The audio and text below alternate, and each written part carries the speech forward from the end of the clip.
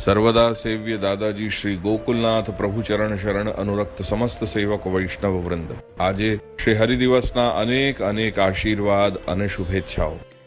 જીવ ચૈતન્યનું સર્જનની પ્રક્રિયામાં આવ્યા બાદ પોતે પોતાની ચિદંશ માયાના વ્યામોહનથી પોતાના અંશપણાને સર્વપ્રથમ અહમથી સ્વીકારે છે।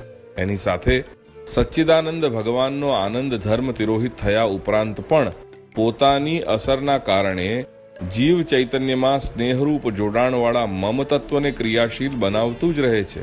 જેમ કોઈ સ્થાન વિશેષમાં સુવાસનું મૂળ ન પણ હોય છતાં પણ વાતાવરણમાં વ્યાપેલી સુવાસ ઘણી અસરકારક રહેતી હોય છે, તેમ આ વાતને સમજવી જોઈએ।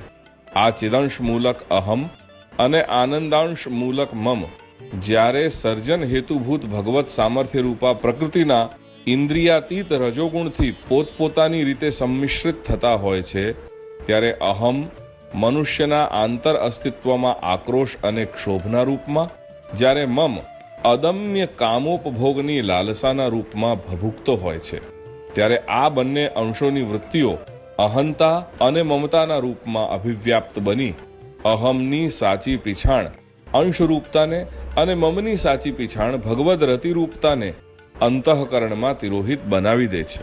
પરિણામ સ્વરૂપે મનુષ્ય પોતાના માનવ અસ્તિત્વને ભગવદીય કે ગર્ભદાસપણાથી ન પીછાણી હુંપણા અને મમપણાની અનેકાનેક આવરણ રૂપા ઉપાધિઓથી સ્વીકારવા લાગે છે। હું શ્રેષ્ઠ છું, હું જ્ઞાની છું, હું ઉત્તમ કુળમાં જન્મેલો છું, હું બલવાન છું, હું અતુલ્ય છું, હું અજેય છું, તેમજ હું દુઃખી છું, હું દુર્બળ છું, હું નિમ્ન કોટીનો છું વગેરે અસંખ્ય ઉપાધિઓની વરમાળાને પહેરી લેતો હોય છે।